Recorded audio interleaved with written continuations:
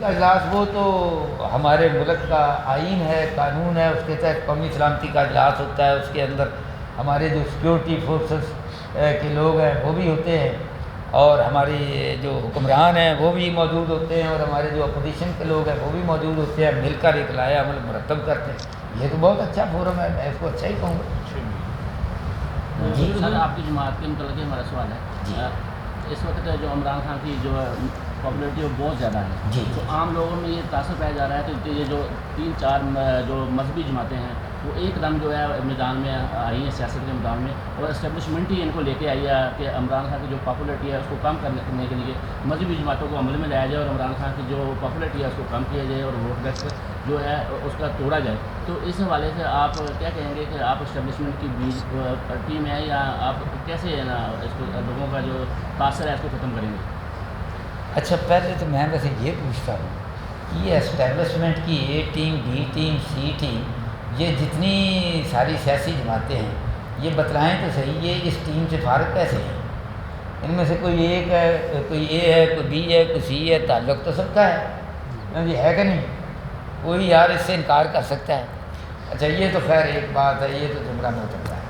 باقی دیکھیں، اس وقت تو انہوں نے کہا ہے، انہوں نے کہا کہ بھائی ٹھیک ہے، ہماری لوگ جو ہیں وہ کچھ اس میں مداخلت کرتے تھے،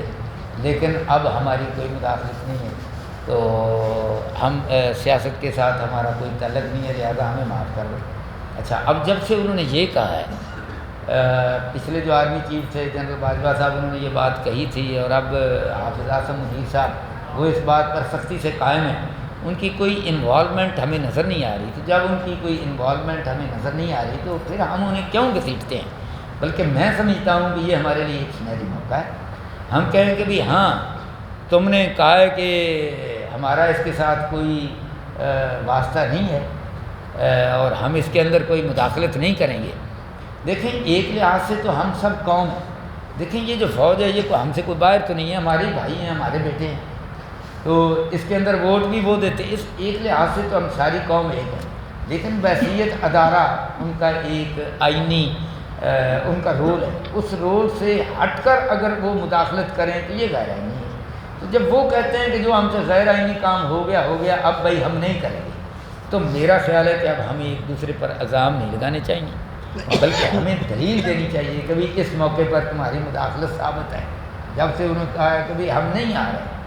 تو میں سمجھتا ہوں کہ ہمیں اس انداز سے یہ مثبت سوچ ہے، مثبت لایا عمل ہے، مثبت راہ ہے، ہمیں اس طرف آنا چاہیے۔ باقی جہاں تک مرکزی مسلم لیگ کا تعلق ہے، بھائی جب وہ انکار کر رہے ہیں تو ہم ان کے ساتھ کیوں ملیں گے؟ ہمیں کسی کے ساتھ ملنے کی ضرورت نہیں ہے۔ پورے پاکستان کے اندر ہمارا الحمدللہ نیٹ ورک ہے، ہماری مساجد کا بھی ہے، ہمارے مدارس کا بھی ہے، ہمارے اسکولوں کا بھی ہے، ہمارے ہاسپیٹلس کا بھی ہے، اور ہمارے خدمت خلق کا بھی اللہ کے فضل و کرم سے ایک لمبا چوڑا ریکارڈ ہے، اور ہماری اللہ کے فضل و کرم سے ایک گڈ ول ہے، اور ہم نے جو پاکستان کے لوگوں سے لیا ہے اس کو خرچ کر کے بھی، اور اس طرح لوگ ہم سے ٹرسٹ کرتے ہیں۔ میں آپ سے عرض کروں، ہاں اب یہ دیکھیں نا جی، مجھے تصویر دکھا رہے ہیں کہ یہ شاید خاقان عباسی صاحب جو ہے، یہ F7 جو اسلام آباد ہے وہاں ہمارے وہاں ذمہ دار ہیں چودھری شفیق الرحمان صاحب، تو ان کے ساتھ کھڑے ہو کر تو وہ سحری کا جو سسٹم ہے، اب یہ مسلم لیگ کے بڑے اہم رہنما ہیں، ایکس پرائم منسٹر بھی ہیں،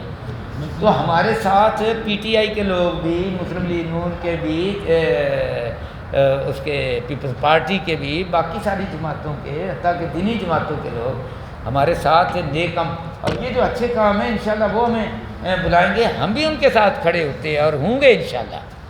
تو یہ ایسی کوئی بات نہیں ہے، اللہ کے فضل و کرم سے ہم اپنے آزادانہ طور پر جس طرح پاکستان کا آئین کہتا ہے ہم انشاءاللہ اس طرح سے بھرپور کردار ادا کریں گے،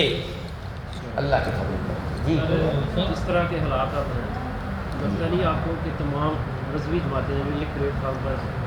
اکٹھی ہونی چاہیے، جس طرح پہلے بھی ہمیں آئی تھی، اس طرح کا نیا سیٹ اپ آپ آ جائے تو عام طور باقی جماعتوں سے پریشان ہیں سیاسی جماعتیں؟ میں سمجھتا ہوں کہ دیکھیں، ویسے مذہبی گروپ جو ہیں وہ سارے ایک ہو جائیں اور ہم سیاست کو ایک طرف کر دیں، تو جب ہم سیاست میں آئے میں یہ سمجھتا ہوں کہ ایسا نہیں ہونا چاہیے۔ بلکہ سیاسی جب اتحاد ہوں تو اس کے اندر مذہبی جماعتیں بھی شامل ہونی چاہیے، اس کے اندر سیاسی جماعتیں بھی شامل ہوں، اتحاد 2 بھی ہو سکتے ہیں، 3 بھی ہونی چاہیے، لیکن ایسی تفریق کہ سیاسی جماعتیں بالکل ایک سائڈ پر ہو جائیں، مذہبی جماعتیں صرف ایک سائڈ پر ہو جائیں، اور پھر ایسا بھی ہو کہ کچھ مذہبی جماعتیں ایک طرف ہوں، کچھ مذہبی جماعتیں ایک طرف ہوں، جس سے فرقہ واریت کی سمیل آئے اور جس سے یہ سمیل آئے کہ قوم جو ہے وہ آپس کے اندر پھٹ رہی ہے، یہ میرا خیال ہے یہ چیز نہیں ہونی چاہیے۔ ہمیں سب کو مل جل کرنا ہے، اس میدان میں اپنا کردار ادا کرنا چاہیے۔ جب الیکشن کا موقع ہے تو سیٹ ایڈجسٹمنٹ جس طرح سارے کرتے ہیں وہ ہونا چاہیے، انشاءاللہ وہ جب موقع آئے گا تو انشاءاللہ ہم بھی کریں گے، اس انداز سے ہم سیاست کرنے کی کوشش کریں گے۔ خاندان کے اندر وہ زیادتی اور ظلم کرتے ہیں، ظلم اور زیادتی جہاں بھی ہو اس کی مذمت کرنا بڑا ضروری ہے، اور اگر ہماری حکومت نے مذمت نہیں کی تو میں ان کی خدمت میں آپ کی وساطت سے گزارش کروں گا کہ ان کی مذمت ضرور ہونی چاہیے۔ اور حضرت قائد اعظم محمد علی جناح رحمۃ اللہ علیہ، وہ جو امین الحسینی تھے، مفتی اعظم فلسطین،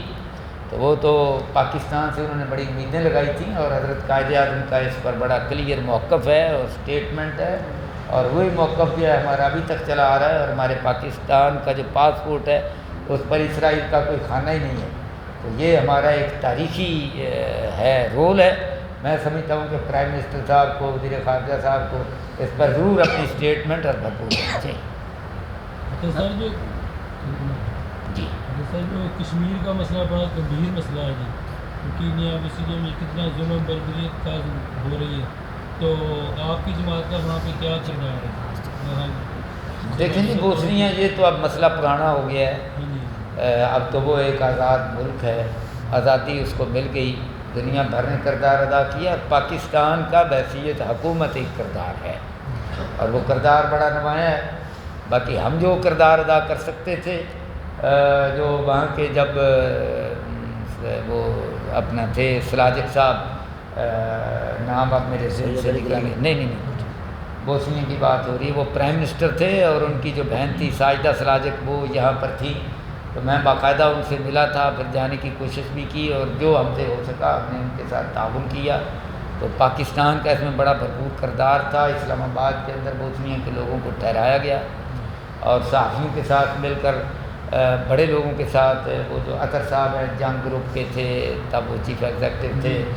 اور اسی طرح محترم الطاف سن قریشی، مجیب الرحمان شامی، یہ میرے بزرگ بھی ہے، دوست بھی ہے، تو ان سب کے ساتھ مل کر ہم نے یہ ساری کوشش کی تھی۔ تو کوئی بھی کوشش ایسی نہیں ہے جس سے ہم پیچھے رہے ہوں، اور اس پر میری ایک کتاب بھی ہے بوسنیا پر۔ اور کشمیر کا مسئلہ یہ تو کوئی دو رائے نہیں ہے کہ اس پر ہمارا الحمدللہ کتنا زبردست کردار ہے، بلکہ نمایاں ہمارا کردار over all in the world بھی اور پاکستان بھی۔ جی تو دوسرا سر، وہ ہمارا علاقہ بہت بیکورڈ علاقہ پسماندہ تحصیل ہے، جی تو آپ نے جیسے کہا کہ استانوں کا ذکر کیا، جی تو یہاں تحصیل فوٹ آباد میں بھی کوئی ایسا آپ کا کوئی پروگرام ہوگا یا کوئی ایسا استاد یا کوئی ایسا رفائی کا، اس وجہ سے تھوڑا سا یہ دسترخوان شروع کر رہے ہیں، یہ جن کا میں نے تعارفی کروایا، یہ امیر عبداللہ صاحب، یہ آپ کے پورے علاقے کے مسئول ہیں۔ انشاءاللہ میں ان سے پوچھتا ہوں ابھی کبھی یہاں اس علاقے کی کیا ضروریات ہیں، کیا امکانیات ہیں۔ جیسے یہ دسترخوان تو انہوں نے لگائے ہوئے ہیں، باقی تو سارے کام بھرپور کر رہے ہیں، تو اس میدان کے اندر بھی جو کچھ ضرورت ہوگی تو ہم انشاءاللہ یہاں پر بھی کریں گے۔ کوئی ہاسپٹل کی ضرورت ہے، کوئی اور ضرورت ہے، شروع کریں گے۔ جی جو عام انتخابات ابھی ہونے والے ہیں، اگر ہو گئے تو آپ کی جو مرکزی مسلم لیگ ہے، اس کی جیت کے آپ لیے آپ کتنے پروگرام میں ابھی آپ کو لوگ جو کتنا ووٹ دیں گے اور کیوں دیں گے ووٹ؟ کیونکہ آپ پہلے بھی کتنی سیاسی جو مذہبی جماعتیں ہیں ان کو عام لوگوں نے ووٹ نہیں دیا، اور آپ کی مرکزی مسلم لیگ میں اس وقت میدان میں ہیں، تو کتنے آپ کو امید ہے کہ لوگ آپ کو ووٹ دیں؟ پہلے تو میں اس بات کی ذرا تھوڑی سی اصلاح کرنے کی آپ مجھے اجازت دیں کہ دیکھیں، جماعت اسلامی بھی تو ایک دینی سیاسی جماعت ہے، تو ان کے منسٹر بھی، ان کے سینیٹرز بھی، کراچی میں ان کا میئر بھی، وہ کیا نام تھا ان کا، نعمت اللہ صاحب، ہاں جی، تو سیاست کے اندر ان کا بھرپور رہا ہے۔ سراج الحق صاحب 2 بار صوبہ خیبر پی کے سینئر منسٹر ہیں۔ اسی طرح جو مولانا فضل الرحمان ہیں، 15-16 سیٹیں ان کی ادھر سے ہوتی ہیں، قومی اسمبلی کی، باقی بھی کافی ہوتی ہیں۔ تو باقی جو دینی جماعتیں ہیں وہ بھی اپنی سیٹیں کوئی نہ کوئی 1 2 3 لیتی ہیں، تو سیاست میں تو ان کا حصہ ہے۔ تو اب بھی کراچی کے اندر جماعت اسلامی کا جو ہے بلدیاتی الیکشن کے اندر انہوں نے سندھ کے اندر بھرپور کردار ادا کیا، اور کراچی کے اندر تو وہ میئرشپ حاصل کرنے کی پوزیشن کے اندر، اس لیے آپ یہ نہیں کہہ سکتے کہ دینی جماعتوں کو ووٹ نہیں دیتا۔ تو انشاءاللہ ہمیں پہلے بھی کافی ووٹ ملے ہیں، ہم ہر دفعہ ووٹ لے رہے ہیں، اور جس طرح آپ یہ دیکھو نا عمران خان صاحب جو ہیں یہ جب اس کے اندر آئے ہیں تو شروع میں تو کسی نے ان کو پوچھا ہی نہیں ہے، تو اس کے بعد پھر بڑی مشکل کے ساتھ ان کو اپنی ایک سیٹ ملی،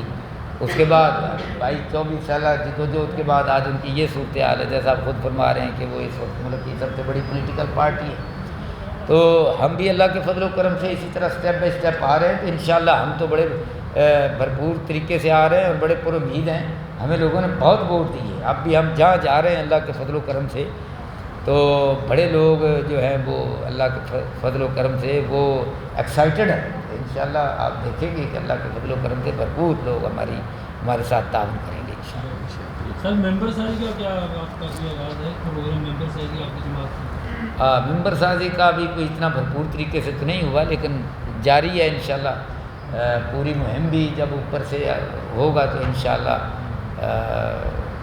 بھرپور طریقے سے چلے گا۔